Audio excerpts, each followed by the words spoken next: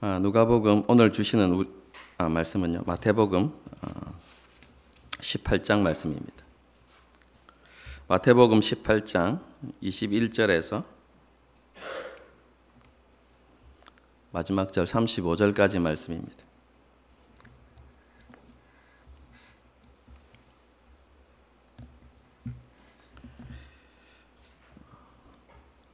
마태복음 18장 21절에서 35절까지 한 절씩 교독하시겠습니다. 제가 먼저 읽습니다. 그때에 베드로가 나와 이르되 주여, 형제가 내게 죄를 범하면 몇 번이나 용서하여 주리이까? 7번까지 하오리이까?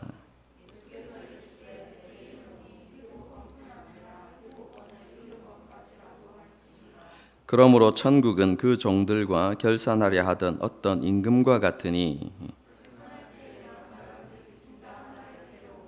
갚을 것이 없는지라 주인이 명하여 그 몸과 아내와 자식들과 모든 소유를 다 팔아 갚게 하라 하니,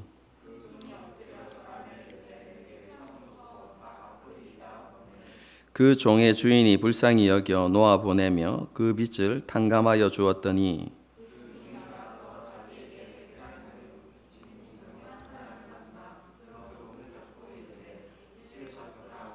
그 동료가 엎드려 간구하여 이르되 나에게 참아 주소서 갚으리이다 하되,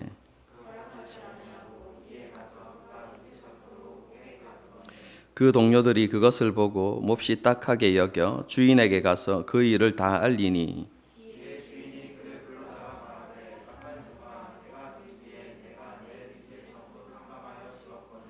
내가 너를 불쌍히 여김과 같이 너도 내 동료를 불쌍히 여김이 마땅하지 아니하냐 하고,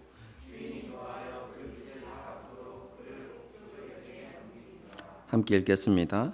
너희가 각각 마음으로부터 형제를 용서하지 아니하면 나의 하나님 아버지께서도 너희에게 이와 같이 하시리라. 아멘.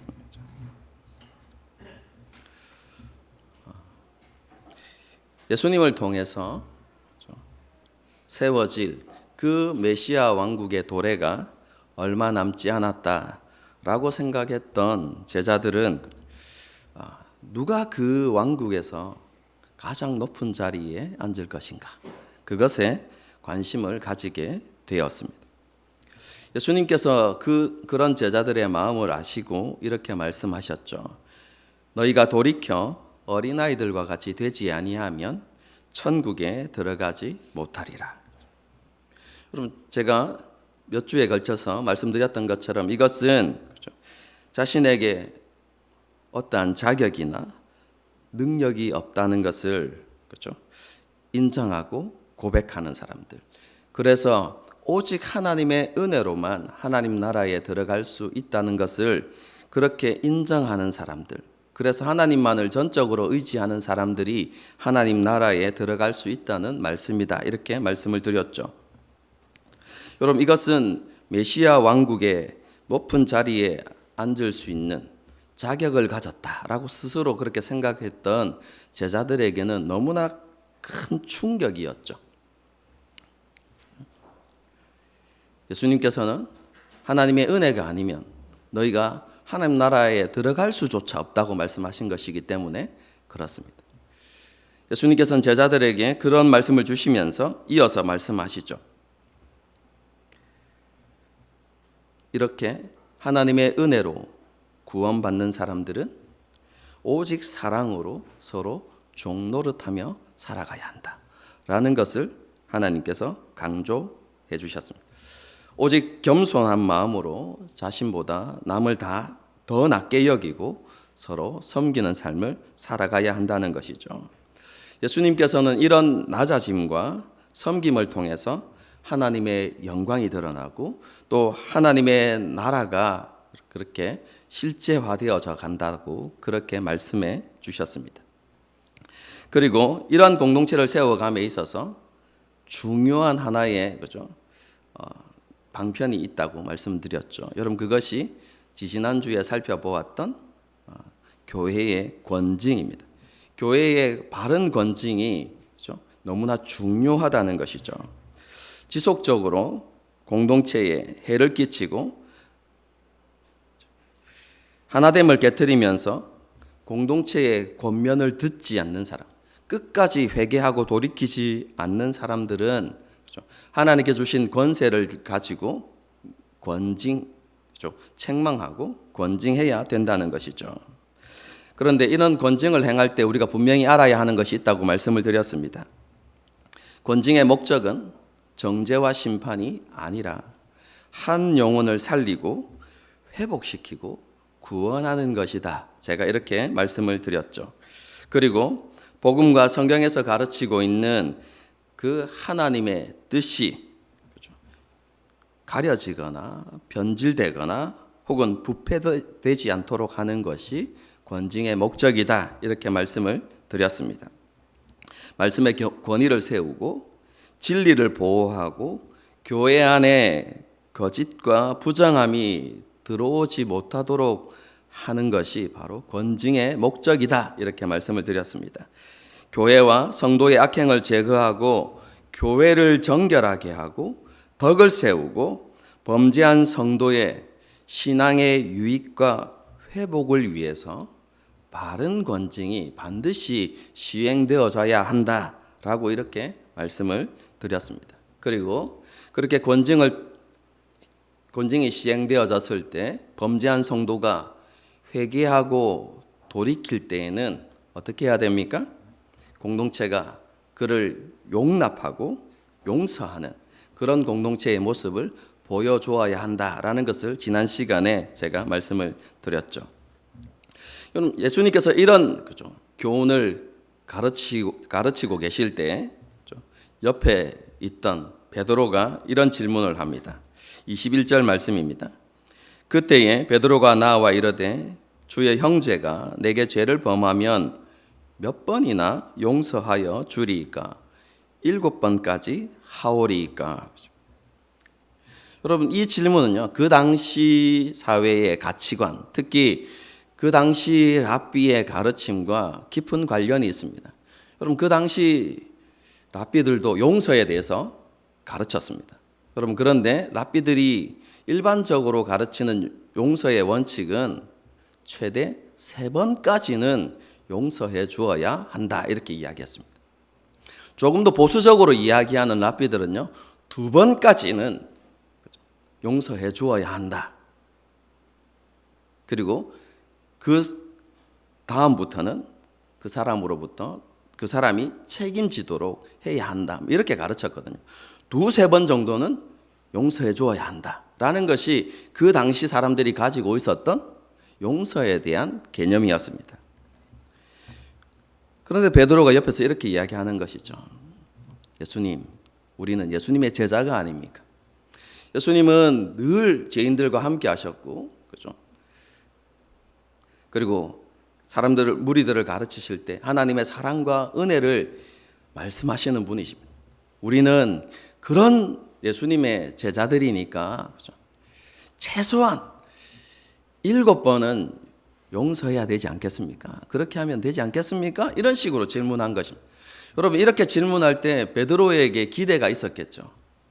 와, 너는 랍비보다 더 대단하구나. 네가 나의 가르침을 잘 배웠구나. 여러분, 이런 예수님으로부터 칭찬을 기대하면서 예수님, 우리는 최대 7번까지 하면 되겠죠? 이렇게 한 것이거든요.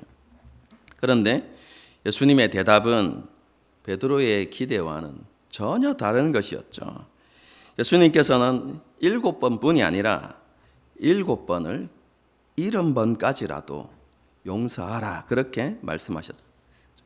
여러분, 이것은 용서의 마지노선을 이야기하는 것이 아닙니다. 그렇죠?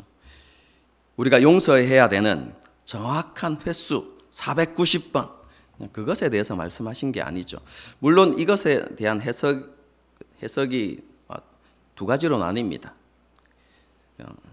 70번과 70번과 7번 이렇게 합쳐서 77번, 77회라고 이야기하는 분들도 있고요. 두 가지를 곱해서 490회라고 이야기하는 분들도 있습니다. 여러분, 그런데 그것이 중요한 게 아니라요. 이것은 완전수 2가지를 여러분 겹쳐 놓은 것입니다. 여러분, 그래서 이것은 완전을 의미하는 7과 70을 반복해서 사용하므로 무한한 용서, 그리고 혹은 끝까지 그 사람을 용서해야 한다라는 것을 가르치는 예수님의 교훈입니다. 이어서 말씀하시는 비유도 이 용서와 관련되어져 있는 것이죠. 우리가 이 비유를 읽을 때 주의해야 될 것이 있습니다. 단순히 이것은 용서의 중요성만을 가르친다, 이렇게 생각하면 안 됩니다. 여러분, 그런 관점이 틀린 것은 아니지만, 그렇죠? 이 말씀의 핵심을 우리가 잘 보아야만 합니다. 여러분, 23절의 말씀을 보십시오. 그러므로 다음에 뭐가 되어 있습니까? 천국은 이렇게 되어 있죠. 천국이 무엇입니까? 하나님 나라이죠. 그래서 이 비유는 하나님 나라에 대한 비유입니다. 내용을 살펴보면서 이 하나님의 나라와 용서가 어떤 관계가 있는지를 제가 나중에 조금 더 자세히 설명드리도록 하겠습니다. 한 나라에 어떤 왕이 있었습니다. 그리고 종들과 결산할 때가 이렇게 되었는데, 그렇죠? 자신에게 1만 달란트 빚진 종이 있다는 것을 알게 되었습니다. 그럼 1만 달란트 하니까, 그렇죠? 감이 잘 안 오시죠. 와, 엄청난 금액이겠다라고 생각은 되어지지만, 그렇죠? 그게 정확하게 얼마나 되는지 솔직히 감이 잘 오지 않지 않습니까? 간단하게 말씀드리면 이렇습니다. 여러분, 한 달란트는 약 6천 데나리온 정도 됩니다. 근데 한 데나리온은 노동자가 받는 하루 품삯입니다. 그래서 한 달란트가 6,000일을 일해야 되는, 그렇죠? 금액입니다. 6,000일 하면 몇 년이죠? 여러분, 오늘날, 그죠? 주 5일제 뭐 이렇게 개념으로 이렇게 적용시키면 약 20년 동안 일해야 하는 금액이 한 달란트입니다. 그러면 1만 달란트는요? 1만 곱하기 20 하면 20만 년 동안 일을 해서 한 푼도 쓰지 않고 모아야만 하는 금액이 1만 달란트입니다. 20년이 아니라 몇 년요? 20만 년. 여러분, 이것은 우리가 도저히 갚을 수 없는 금액을 이야기하는 것입니다. 천문학적인 숫자인 것이죠. 그렇죠? 그런 엄청난 빚을 진, 그렇죠? 그 종에게 왕이 무엇을 이야기합니까? 너와 너의 가족들, 자녀들, 그리고 모든 소유를 다 팔아서 갚으라. 불가능한 것을 이야기하죠. 여러분, 그런데 이 비유를 그런 생각을 가지고 읽으면 재밌습니다. 종이 대답하죠. 왕이여, 참아 주십시오. 그리고 기다려 주십시오. 그러면 내가 그것을 다 뭐 한다고요? 갚겠습니다. 여러분, 정말 어처구니 없는 일이죠, 여러분.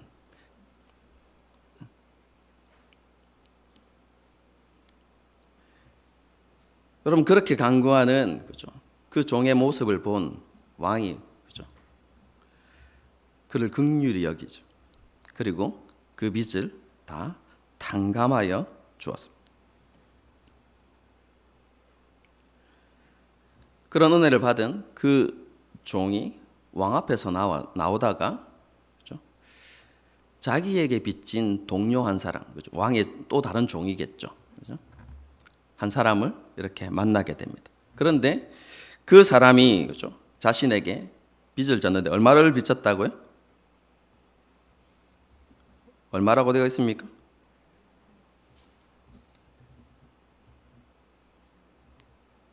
100데나리온.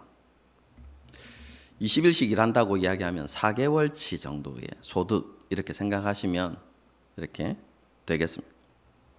그렇죠? 그 정도의 빚을 진 동료를 만나서 어떻게 합니까? 멱살을 잡고 그 사람을 모욕하는 것이거든요. 멱살을 잡고 그 빚을 갚으라고 강요했죠.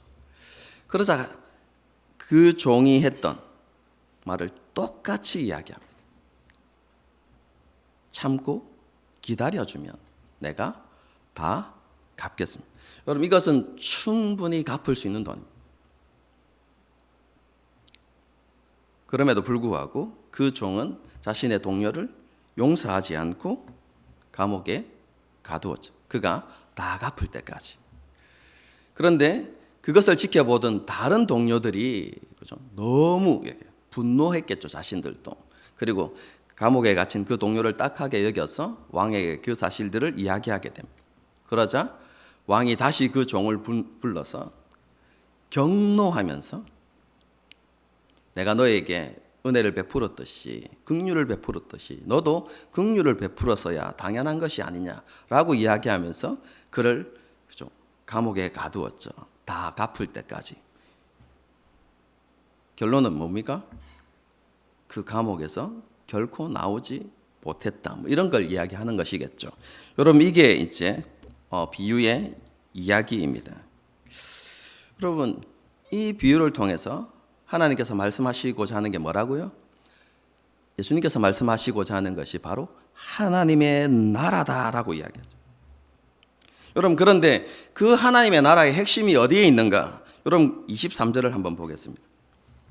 그러므로 천국은, 하나님의 나라는 용서다라고 이야기하는 게 아니라요, 하나님의 나라는 그 종들과 결산하려 하던 뭐와 같다고요? 어떤 임금과 같다, 이렇게 이야기하죠. 여기에서 하나님 나라는, 나라의 핵심은 누구입니까? 어떤 임금입니다. 다르게 이야기하면 하나님의 나라의 핵심은 하나님이시다라고 이야기하는 것이죠. 여러분, 이게 이 비유의 핵심입니다. 여러분. 그런데 어떤 하나님이십니까? 결산하려 하는 하나님. 그것에 대해서 이야기하고 있는 것이죠. 여러분, 이것을 조금 더 쉽게 여러분 이해시켜 드리면 이렇습니다.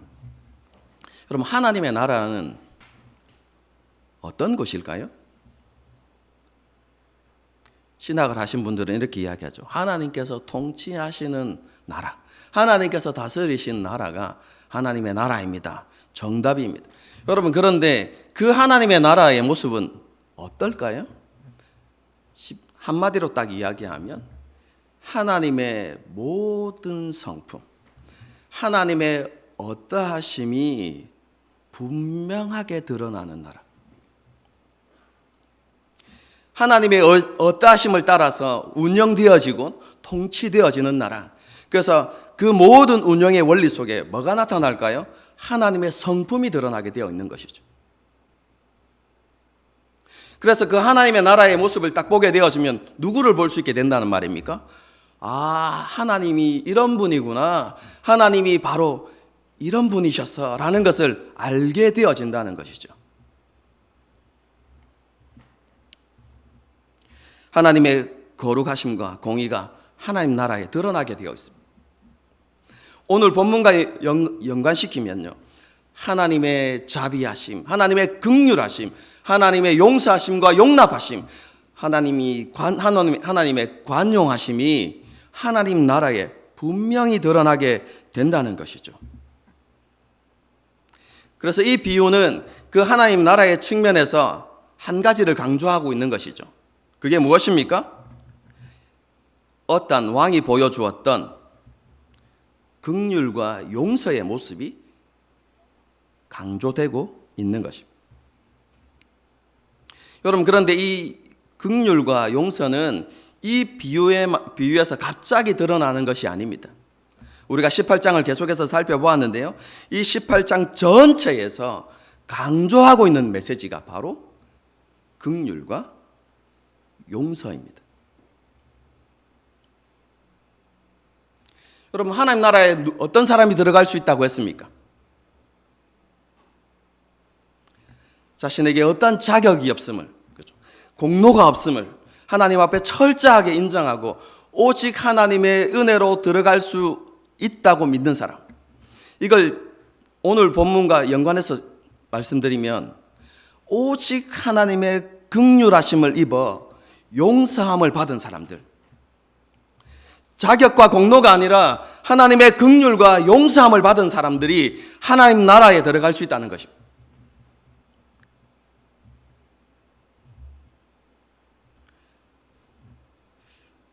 여러분, 우리가 우리의 죄 문제를 스스로 해결할 수 있습니까? 우리가 노력하고 있으면 하나님의 진노와 심판으로부터 우리가 벗어날 수 있습니까?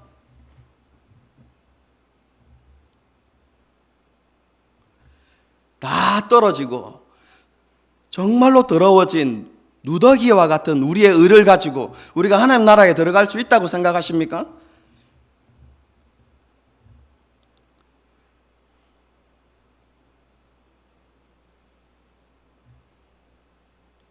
우리의 모습으로는 죄 용서함을 받을 수도 없고 하나님의 진노와 심판을 피할 수도 없고 하나님 나라에 들어갈 수도 없습니다. 그런데 하나님께서 이런 우리를 위해서 아들을 내어주신 것이죠. 그리고 우리 대신 하나님의 진노와 심판을 받게 하시고 예수님의 의를 우리 가운데 덧입혀 주신 것이죠.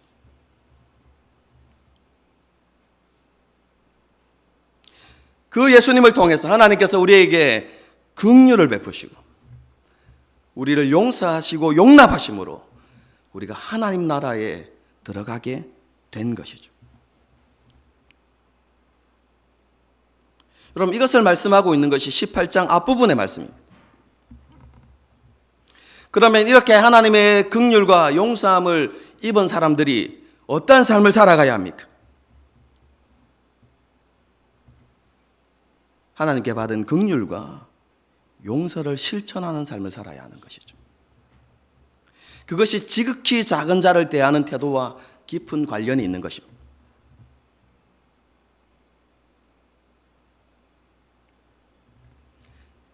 세상으로부터 죄인으로 천한 자로 멸시받는 그러한 사람들 어떻게 해야 된단 말입니까? 우리가 받은 긍휼과 용서를 그들에게 나타내어야 한다는 것이죠.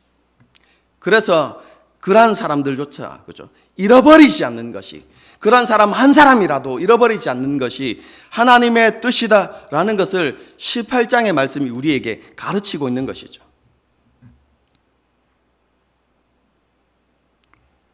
오늘 본문도 정확하게 우리에게 그것을 말씀하고 있습니다. 조금 더 분명하게.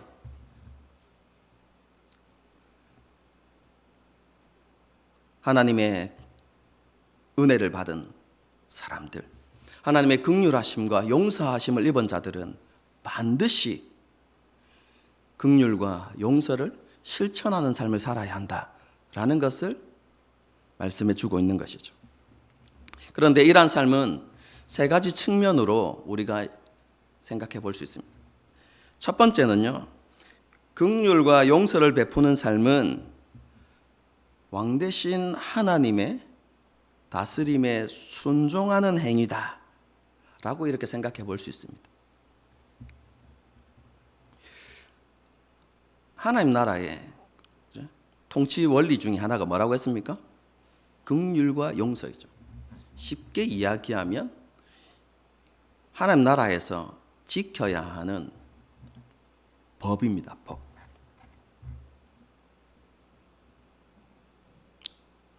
여러분, 우리가 하나님 나라의 백성이면 어떻게 해야 됩니까? 그 법을 지켜야 하는 것이죠. 그리고 그 법을 지키는 게 순종입니다. 하나님 나라의 백성은 하나님께서 정하신 법, 그 원리에 온전히 순종하는 삶을 살아야 하는 것이죠. 다르게 표현해서 오늘 본문이 우리에게 가르치는 긍휼과 용서의 삶을 살아야 한다는 것입니다. 순종의 측면입니다. 여러분, 두 번째는 무엇입니까? 하나님의 형상으로서의 원리입니다. 우리는 하나님의 형상으로 다시 지음받은 사람들입니다. 그리스도의 형상을 덧입은 사람들이죠. 여러분, 그런데 우리가 하나님의 형상이라는 것, 여러분, 그것의 가장 중요한 의미는 하나님을 드러내는 존재입니다. 그래서 제가 창세기 1장에 대해서 말씀할 때 그죠? 온 땅에 충만하라는 것은 그죠? 단순히 사람의 숫자를 많게 하라라는 개념이 아니라 그런 의미도 있지만 포함되어 있다고 할 수 있지만 하나님의 영광으로 온 땅을 가득 채우라는 의미가 담겨 있다고 말씀드렸죠. 여러분, 그렇게 우리가 하나님의 형상으로 지음을 받은 것이죠. 그러면 우리의 모습을 통해서 하나님의 어떠하심이 드러나야 되는데요. 오늘 본문과 연관시키면 하나님께서 우리에게 직접 보여주셨던 긍휼과 용서의 모습이 우리의 삶을 통해서 드러나야 하는 것이죠. 여러분, 이것이 하나님 형상으로서의 원리입니다. 마지막 세 번째는요, 긍휼과 용서의 삶은 받은 은혜에 대한 감사이어야 한다는 것입니다.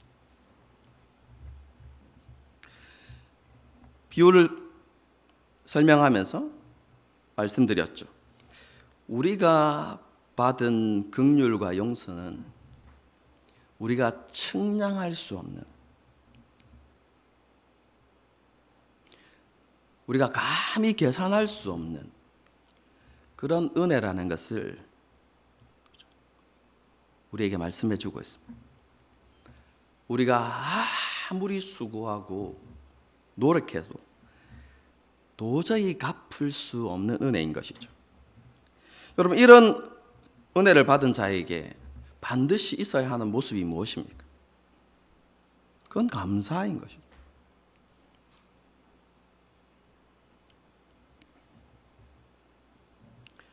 그리고 하나님께 받은 긍휼과 용서에 대한 감사는 반드시 다른 사람을 향한 긍휼과 용서로 나타나게 되어 있는 것이죠. 긍휼과 용서를 베푸는 삶은 하나님의 형상으로 지음받은 우리가 반드시 실천해야 하는 삶의 원리입니다. 왕이신 하나님에 대한 합당한 순종의 모습이고, 베풀어 주신 은혜에 대한 감사로 드려져야 하는 모습이고,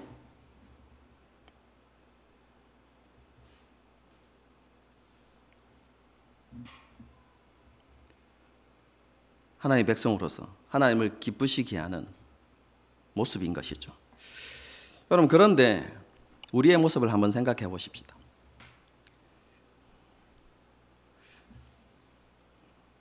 우리의 대부분은 나는 1만 달란트와 달란트 빚진 사람과 똑같다, 이렇게 생각하는 사람들은 많이 없을 것 같습니다. 여러분은 어떻게 생각하십니까?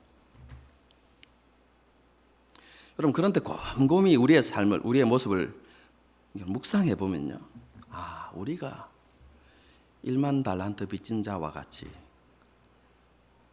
살아가고 있구나, 내가 바로 이 사람이구나 라는 것을 쉽게 알 수 있습니다. 우리의 모습을 보게 되면요, 용서에 인색할 때가 너무 많죠.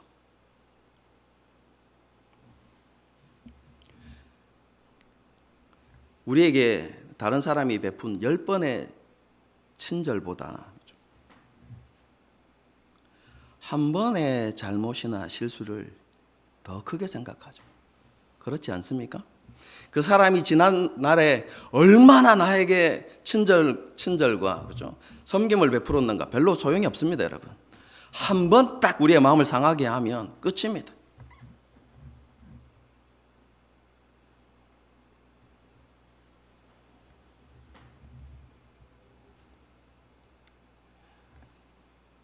마음에 상처를 주었던 일들이나 말들, 우리의 마음을 섭섭하게 했던 일들, 여러분, 이게 우리 목에 걸린 가시처럼요, 우리의 마음에 끝까지 걸려있죠.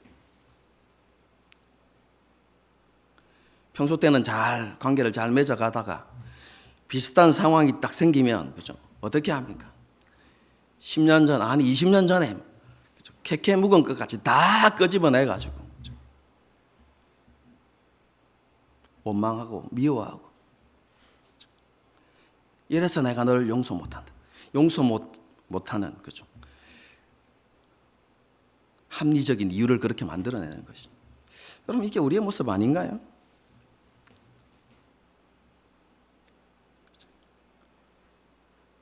우리가 뉴스나 이런 것들을 보게 되어지면, 그죠? 죽을 때까지, 죽으면서까지 용서하지 않는 그런 삶의 모습을 보지 않습니까? 여러분, 이렇게 생각해 보면 우리가 1만 달란트 빚진 자와 크게 다르지 않다는 것을, 아니, 우리가 바로 이 사람이라는 것을 우리가 알게 되는 것이죠. 여러분, 조금 더 넓게 적용해 보아도 마찬가지입니다. 여러분, 우리가 지금 가지고 있는 모든 것들, 여러분, 우리가 누리고 있는 모든 것들, 여러분, 이것이 하나님의 은혜이고 하나님께서 우리에게 주신 선물입니다. 여러분, 그렇다면 우리는 이 모든 것을 하나님께서 의도하신 대로 사용해야 되는 것이죠. 하나님께서 왜 우리에게 재물을 주셨습니까? 하나님께서 왜 우리에게 지식을 주셨을까요? 하나님께서 왜 우리에게 건강을 주셨을까요? 우리를 향한 하나님의 뜻과 계획이 있는데 우리가 그것을 위해서 사용해야만 하죠. 그런데 우리의 모습을 되돌아보면 우리의 만족과 이기적인 욕심을 채우기 위해서 하나님께서 주신 것들을, 그죠? 사용하고 있는 것을 보게 되는 것이죠.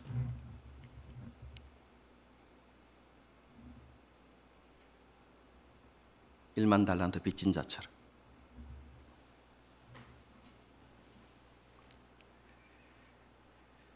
우리는 측량할 수 없는 은혜를 받은 자로서 하나님께서 의도하신 대로 혹은 하나님께서 보시기에 합당한 삶의 모습을 세워가야만 합니다. 하나님의 나라와 하나님의 뜻을 위해서 재물을 사용할 줄 알아야 하고, 시간을 들이고 우리의 건강한 육신을 가지고 섬기고 헌신하는 그런 삶을 살아갈 수 있어야 하는 것이죠. 그리고 오늘 본문에서 말씀하고 있는 것처럼 긍휼과 용서를 베푸는 삶을 살아가야 하는 것입니다. 이것이 우리에게 마땅한 삶입니다. 여러분, 그런데 우리는, 그죠? 이것을 실천하지 못할 때가 더 많죠. 왜 그럴까요? 많은 성도들이 하나님 나라의 백성으로 살아가는 게 너무 어렵다, 이렇게 생각하죠. 여러분들도 그렇게 생각하지 않으십니까? 여러분, 그런데요, 그건 착각입니다. 성경이 우리에게 가르치는 진리가 뭔 줄 아십니까? 그것은 너희의 힘과 능력으로, 너희의 지식과 노력으로 너희는 하나님의 백성다운 삶을 결코 살아갈 수 없다. 여러분, 이게 성경이 가르치는 진리입니다. 불가능하다는 것입니다. 여러분, 그런데 많은 성도들이 성경이 말하는 이 진리를 잘 인정하지 못하는 것 같습니다. 왜냐하면 우리는 어쨌든지 우리의 의를 드러내고 싶은 교만한들이 있기 때문에 그렇습니다. 자기의 능력으로 하나님께 인정받고 싶은 욕구가 우리 가운데 여전히 남아있는 것이죠.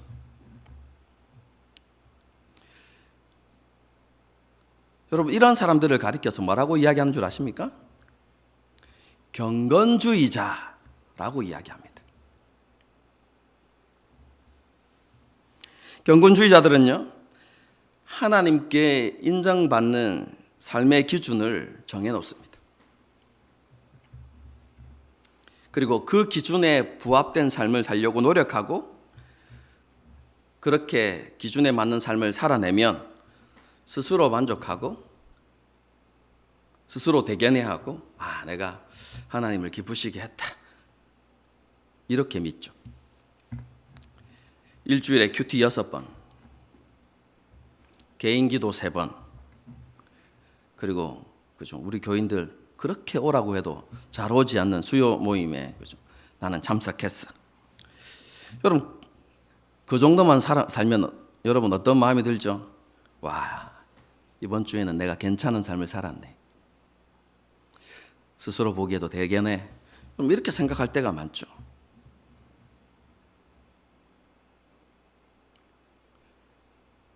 그런데 여러분 알고 보면 여러분 그게 바로 바리새인의 삶입니다. 그들의 경건은 우리의 경건에 비해서 탁월한 것이었습니다. 그런데 예수님께서 그들을 보실 때 와, 대견스럽다 이렇게 말씀하셨습니까? 독사의 새끼들아 이렇게 얘기했어요.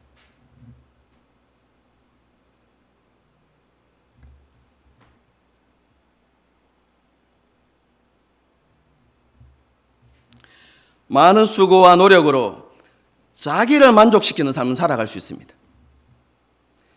그러나 하나님의 기준에 합당한 삶, 하나님 보시기에 합당한 삶은 살아낼 수 없습니다. 여러분 그러면 우리가 어떻게 하나님께 은혜 받은 자로서 합당한 삶을 살아갈 수 있을까요? 여러분 이것에 대해서 성경은 분명하게 그 길을 우리에게 제시해 주고 있습니다. 답은 이것입니다. 하나님을 아는 만큼, 하나님의 은혜를 깨달은 만큼 살아갈 수 있다. 여러분 이것이 진리입니다. 여러분 그런데 하나님과 그 은혜를 안다는 것은 성경에 대한 지식이 많아지는 것을 이야기하지 않습니다.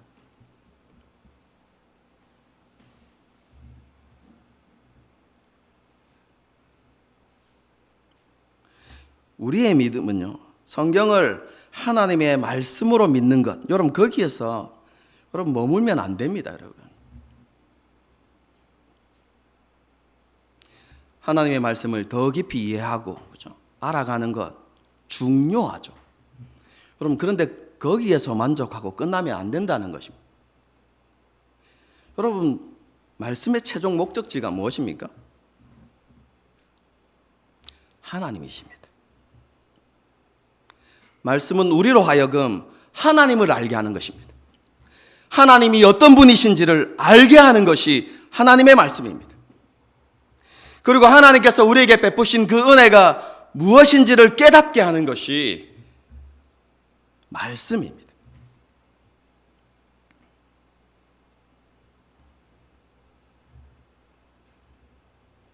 그래서 우리의 믿음은요, 말씀을 확신하는 것에서 한 걸음 더 나아가야만 합니다. 말씀을 확신하는 것, 좀 이상한 표현인데요. 그렇죠? 말씀을 이해하는 것, 말씀을 깨닫는 것, 여러분 그 이상의 믿음으로 나아가야만 합니다. 그게 무엇이냐면 그 말씀이 우리의 삶의 실제가 되는 것입니다.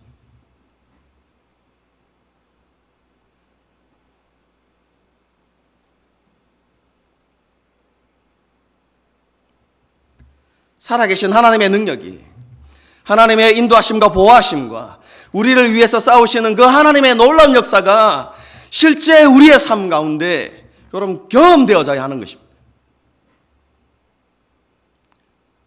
여러분 성경이 말하는 믿음은 바로 그런 믿음을 이야기하는 것입니다. 하나님과 동행하는 믿음. 우리의 믿음의 선조들이 하나님의 이름을 부르며 살았던 그 믿음, 그 삶, 여러분 그것을 우리에게 말씀하고 있는 것입니다.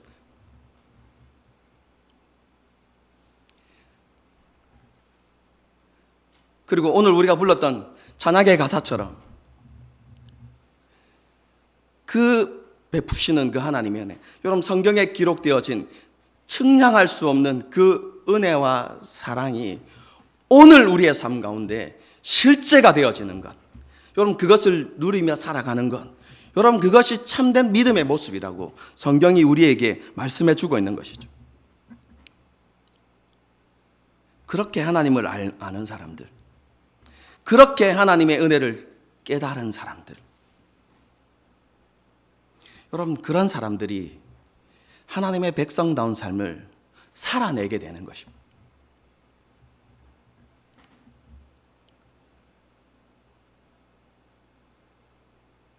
여러분, 이런 관점에서 보게 되어지면요, 긍휼과 용서를 베푸는 삶은 지금 현재 우리가 하나님과 어떤 관계를 누리고 있는가를 정확하게 보여주는 증거입니다.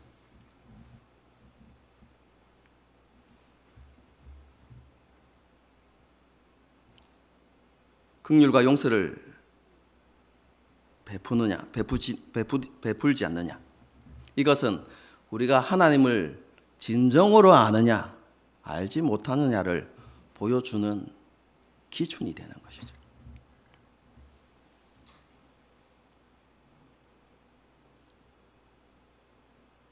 그리고 그런 삶의 모습을 따라서 하나님께서 우리를 평가하실 것입니다. 여러분, 이것을 말씀하고 있는 것이 마지막 35절 말씀입니다. 한번 보겠습니다. 너희가 각각 마음으로부터 형제를 용서하지 아니하면 나의 하늘 아버지께서도 너희에게 이와 같이 하시리라. 이건 조건문이 아닙니다, 여러분. 제가 주기도문 강의할 때 여러분에게 말씀드렸죠. 우리가 용서해야만 하나님께서 우리를 용서하신다? 그것을 말씀하는 게 아닙니다. 여러분, 그것은 성경이 말하는 진리와 너무 거리가 있습니다. 하나님의 은혜가, 은혜 받는 그 조건이 우리의 행위가 될 수 없는 것이죠. 여러분, 그러면 이건 무엇을 이야기하는가? 여러분, 힌트는요, 23절, 24절에 있습니다. 그러므로 천국은 그 종들과 뭐 한다고요? 결산하려 하던. 24절도 보십시오. 결산할 때에. 여러분, 우리에게도 결산할 때가 있죠. 여러분, 그때와 관련되어진 말씀입니다. 예수님께서 다시 오시면 최후 심판대가 이제 이루어지죠. 그리고 우리는 그 앞에 서게 될 것입니다. 그날에 하나님께서 우리의 믿음을 평가하실 것입니다. 그런데 그 믿음을 우리의 말로 평가하시는 거예요. 아니라 우리의 삶을 통해서 평가하시는 것입니다. 내가 너의 삶을 보니까 긍휼과 용서가 없는 삶을 살았구나. 그러므로 너는 나를 알지 못하는 자이다. 나를 믿지 않는 자이다. 여러분, 하나님을 알지는 못하고 믿지 않는 자에게 있는 건 무엇입니까? 하나님의 진노와 심판이죠. 여러분, 그것에 대해서 말씀하는 것이 바로 35절의 말씀입니다.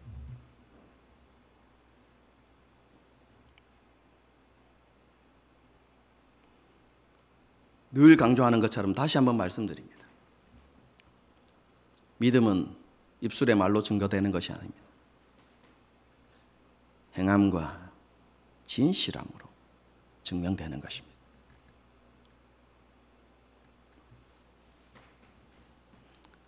그러므로 우리가 하나님 보시기에 합당한 삶을 살기 위해서 애쓰며 힘써야 하는 것이죠. 여러분, 그런데 경건주의자처럼 기준을 정하고 그 기준을 지키기 위해서 애쓰고 힘쓰는 것이 아니라 우리가 진정으로 애쓰고 힘써야 하는 것은 하나님을 알아가는 일입니다.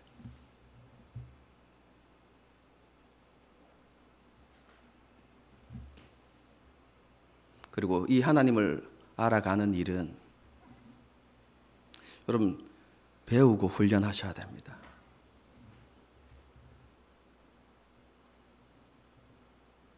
그리고 여러분들이 삶으로 순종하려는, 믿음의 발을 내디딜 때에 여러분 이루어지는 것입니다. 이것에 대해서는 오늘 더 강조하지는 않겠습니다. 거의 매주 강조하는 것이니까. 그렇죠?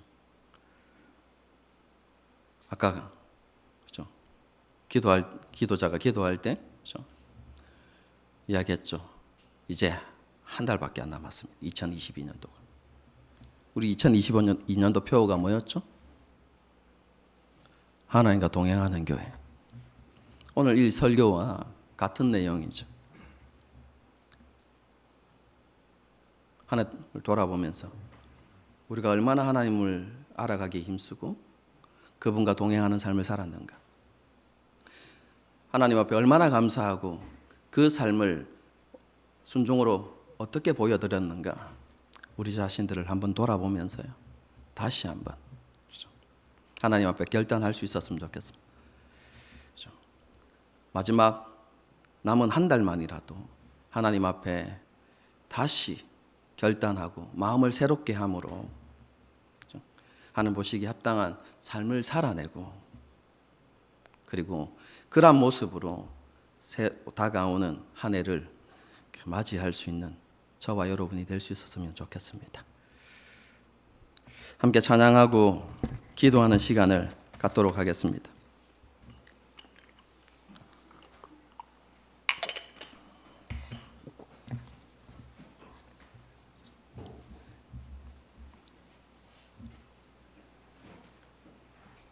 그 사랑 얼마나 그렇죠? 라는 찬양인데요.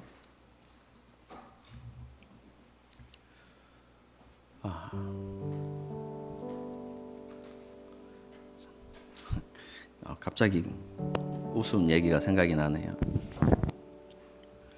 서울에 있는 제자랑 이렇게 통화를 했는데요.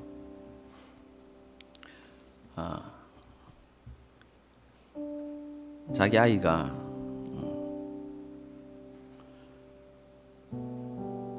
어린이집에 이렇게 다녀오고 난 다음에요. 어린이집이 이제 교회에서 운영하는 어린이집인데 다녀오더니 이렇게 이야기했다는 거죠. 엄마, 천국은 맛집이야. 이렇게.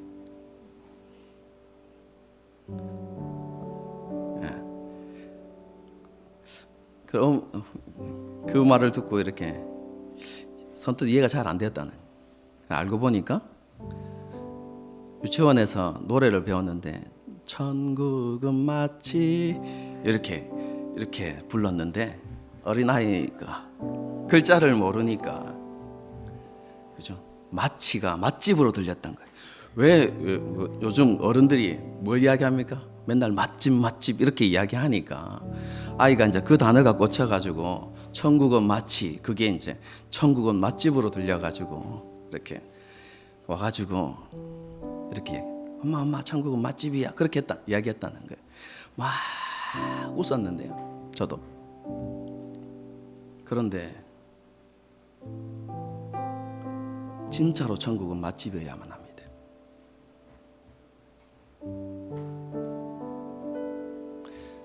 은혜의 맛집이 되어야만 합니다.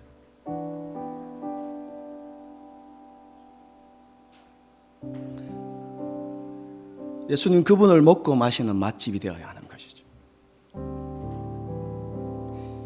매일의 삶 속에서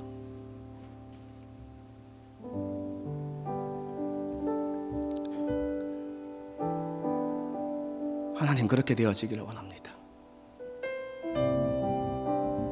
하나님을 알기를 원하고 그 하나님의 은혜의 부요함과 그 사랑의 깊이를 알게 되기를 원합니다. 그래서 그 은혜와 사랑과 긍휼과 자비를 용서와 간용을 베풀어서 나를 통해서 하나님이 드러나는 그런 삶이 되기를 소망합니다.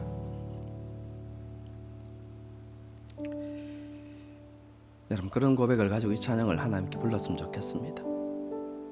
함께 찬양하시겠습니다.